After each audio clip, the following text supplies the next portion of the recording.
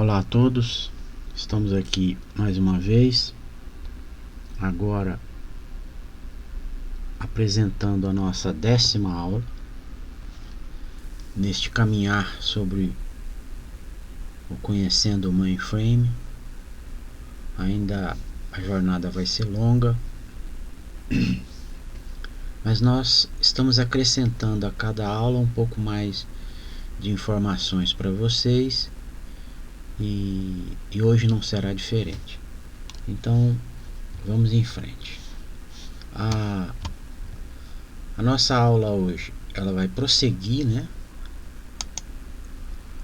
daquele ponto em que paramos, que foi quando apresentamos os tipos de datasets Visan que temos compondo a estrutura do ZOS. E sempre reiterando que quando eu falo de dataset no mundo do ZOS, eu falo na parte, na camada da infraestrutura mais importante do sistema. E ao longo dessa aula a gente vai ver isso, e ao longo do curso nós vamos ver isso, tá? Então nós vimos os 4 tipos de datasets Visan, o ESDS, nós vamos ver mais em detalhes, o KSDS, que é o Visan com uma chave definida de acesso aos registros que tem ali naquele conjunto de dados. Nós vamos ver o RRDS um pouquinho mais em detalhes, e vamos ver o LDS, que é o Linear Dataset. Esse sendo um formato muito importante dentro do ZOS, e nós vamos entender o porquê dessa importância, ok? Seguindo, então, o surgimento dos arquivos Visan, ele é consequência da evolução que a IBM foi fazendo desde o momento em que ela lança a linha arquitetura, né, que nós vimos no início do curso, do 360. Ali naquela época surgiram as primeiras estruturas de datasets, essas questões foram evoluindo, e nos anos 70 surge então o Virtual Storage Access Method, que é o VSAM, em razão das necessidades de melhoria, né, das aplicações, do tempo de resposta, aquelas coisas todas que a gente já conhece no mundo da tecnologia. Então nesse caso o Visan ele aparece voltado especificamente para trabalhar com datasets em volumes de acesso direto, né, que é o disco rígido. E se nós pararmos para pensar como é que funciona o disco rígido, mesmo a gente não tendo ele mais na forma, na estrutura física como ele era muito diferente de uma fita. A fita você só lia ela sequencialmente, não tinha outra opção, né?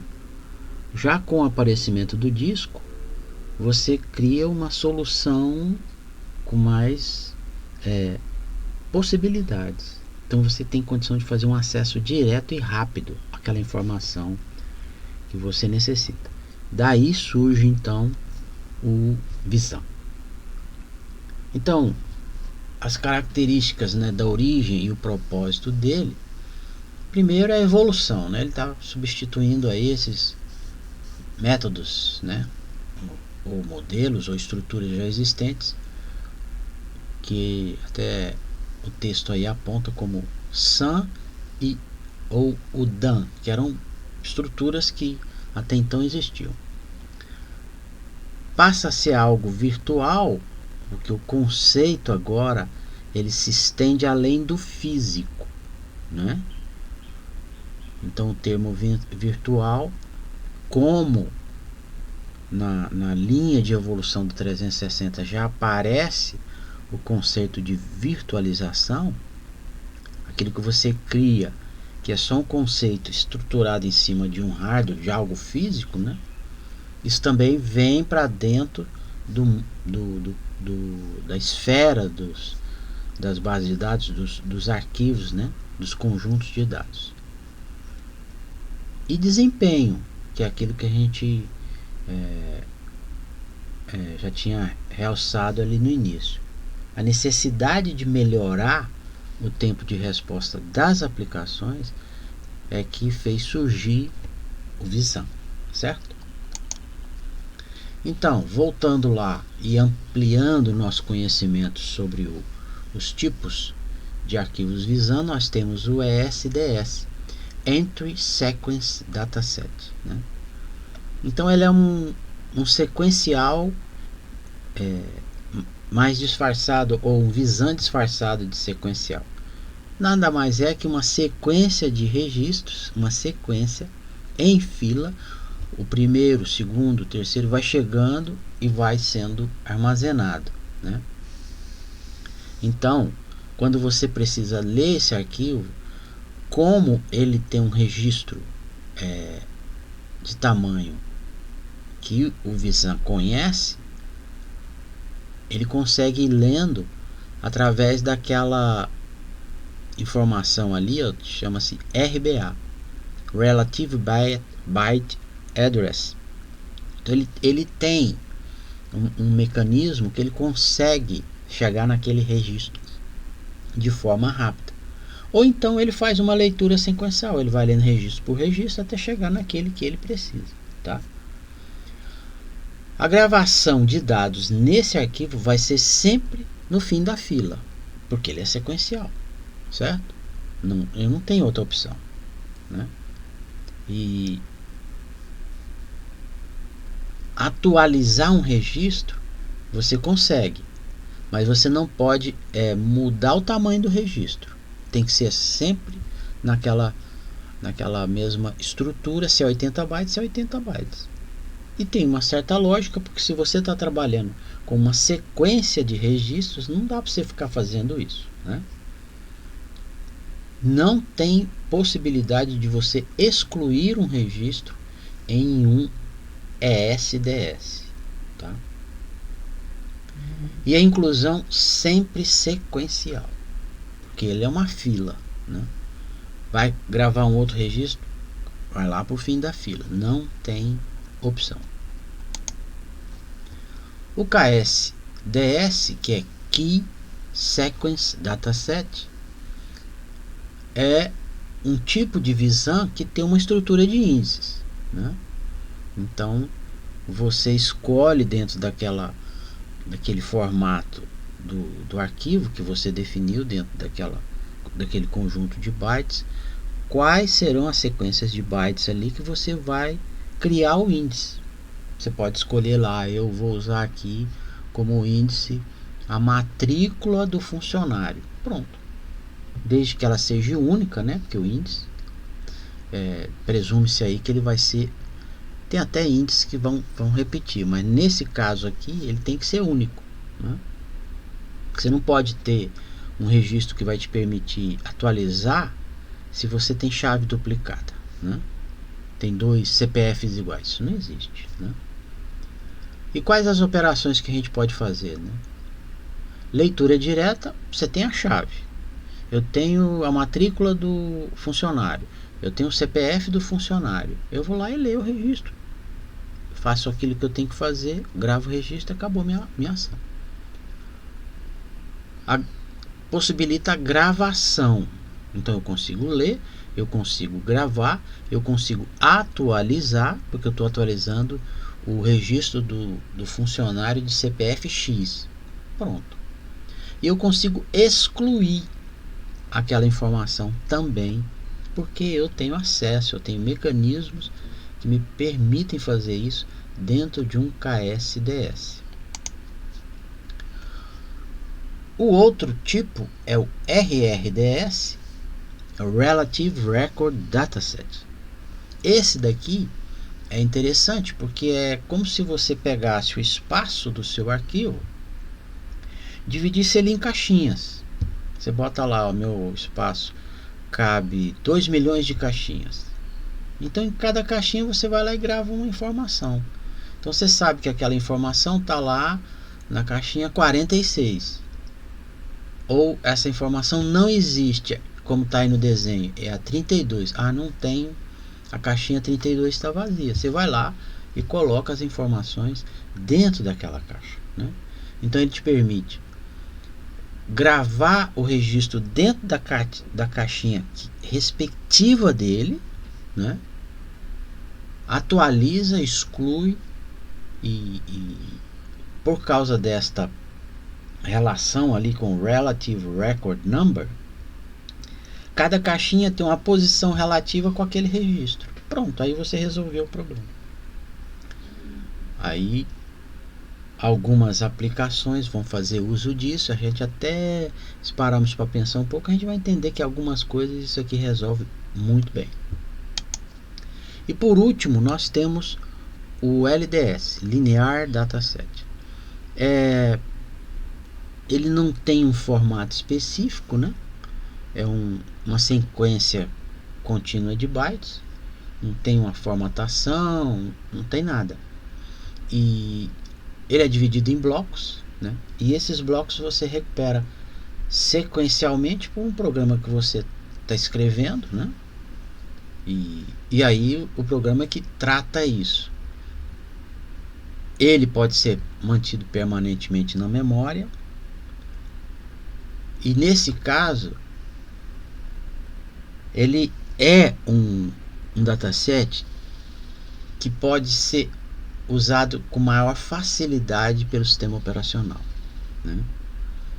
E aí nós vamos ver mais à frente em quais são as ferramentas que fazem uso desse tipo de visão, tá? Que aí vocês vão entender. E ao longo do curso nós vamos abordar aplicativos, né? Quando estivermos falando de SIX, quando estivermos falando de DB2, aí vai encaixar os conceitos aí, né? Então, eu relacionei aqui os principais produtos que rodam no ZOS e que fazem uso de Visan LDS, né? O principal deles é o SIX. O SIX na minha ótica, é a aplicação mais robusta que eu conheci na minha vida de trabalhar com tecnologia, que garante uma eficiência, um controle absoluto de um ambiente transacional online. Eu desconheço, né, algo tão poderoso e tão eficiente como o SIX. E o SIX tem na sua estrutura, né, no seu funcionamento, para aquelas ações que ele faz para processar transações, ele usa arquivos Visan, especialmente esses KSDS que nós vimos, tá? O IMS, que é um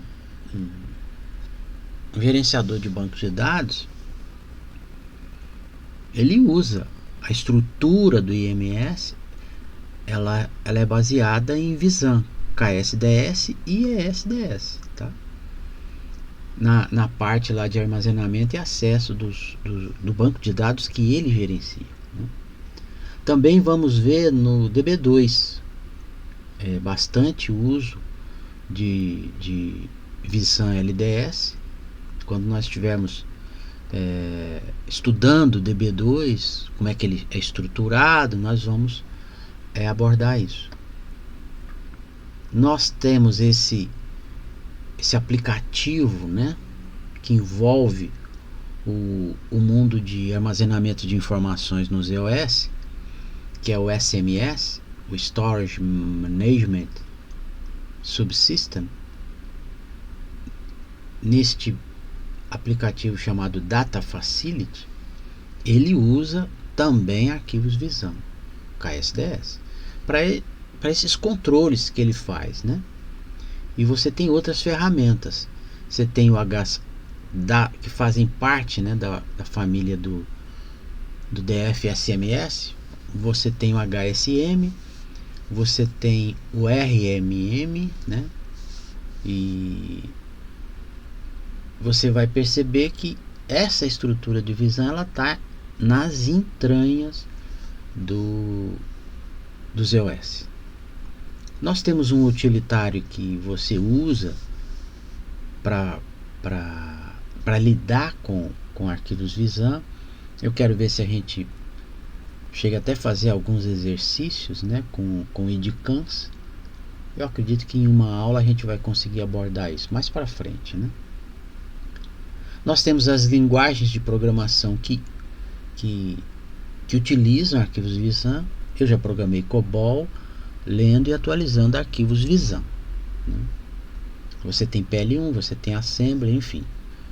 Você tem aí um conjunto de ferramentas que fazem integração com datasets Visan. Mais uma vez, você tem o Six Visan Recover, que é uma ferramenta do Six que ele usa para recuperar arquivos dentro do ambiente dele. E no mundo Unix que roda em ZOS, você também tem a utilização de Visan, a parte do Unix, né, para manipular esses dados em arquivos sequenciais.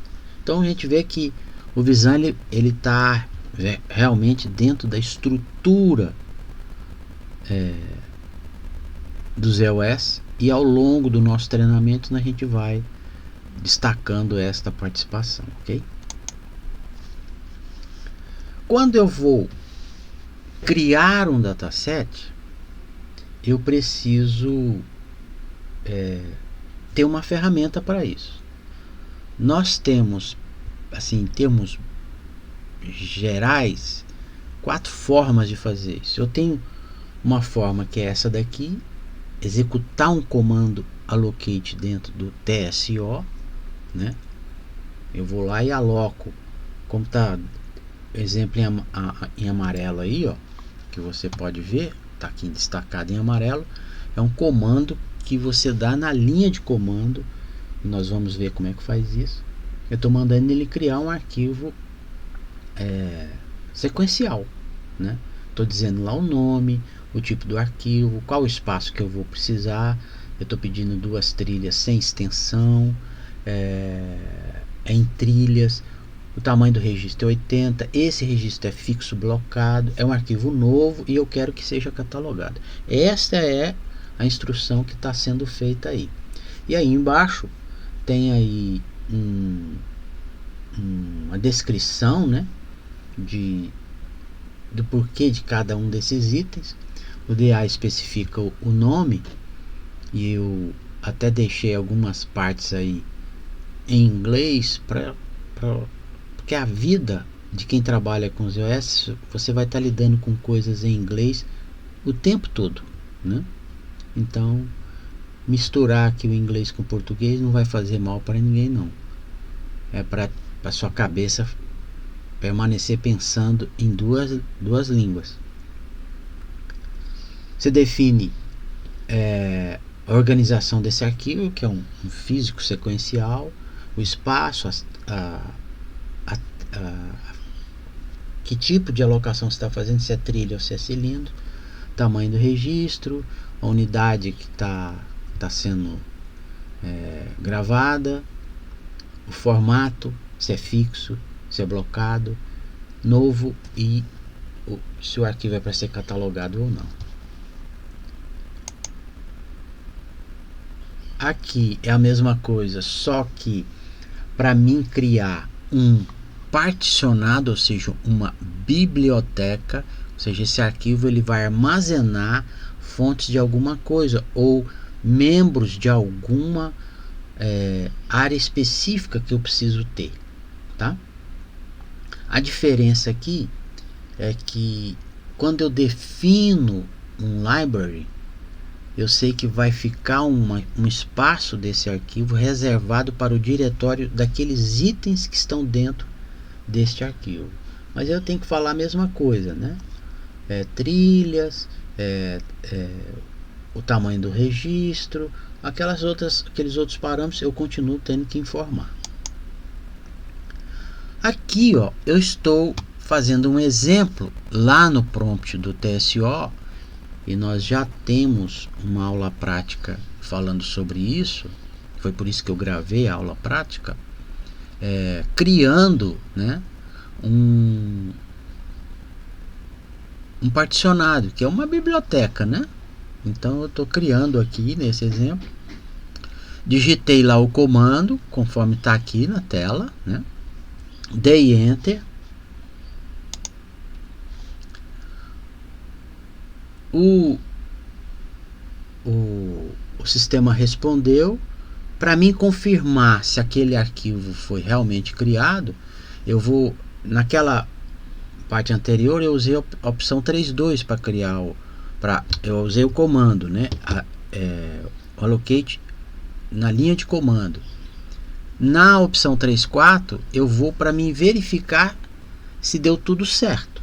Então eu digito 3.4 e eu coloco aqui, ó, uma máscara de pesquisa. Eu sei que o meu arquivo começa com TM asterisco, porque eu quero todos os datasets que começam com TM, não me importando o restante do nome. Aí eu dou Enter nessa opção, sem informar mais nada, eu não dou comando nenhum, só coloco ali, porque ele está dizendo, sem nenhum comando, ele apresenta a lista de datasets que vão satisfazer esse critério, tá? E aí, ó, o resultado está lá. Aquele arquivo que nós pedimos para alocar foi alocado, certo? Do jeitinho que a gente solicitou, certo? Seguindo aí, nós vamos criar um outro dataset, mas agora com uma opção 3.2 do TSO, do ISPF, desculpe. Lá no menu do ISPF, na linha de comando eu digito 3.2, dou Enter, ele apresenta essa tela aqui, né, aonde tem essas opções de comandos, alocar, renomear, apagar, etc. Eu escrevo o nome do arquivo, preste atenção que eu não coloquei as iniciais do arquivo, porque a matrícula, o login com o qual eu usei para me logar no ZOS, ele vai ser agregado ao nome do dataset. Então eu só coloquei as extensões finais, tá? E é isso que eu escrevi aqui, ó. Lembrando que o sistema adiciona o username como primeira parte do nome do dataset. Coloquei a opção A, tá vendo aqui? O nome do dataset e a opção. Eu quero alocar esse dataset.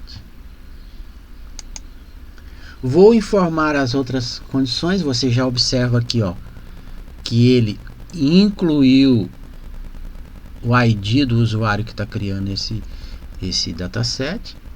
Ele informa aqui, tá? Informações de trilha. Eu estou alocando esse dataset em trilhas.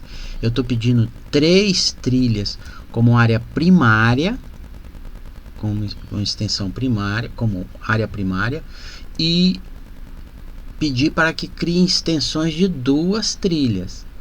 Então, se esse espaço de 3 aqui se esgotar, ele cria uma extensão de 2, e assim ele vai.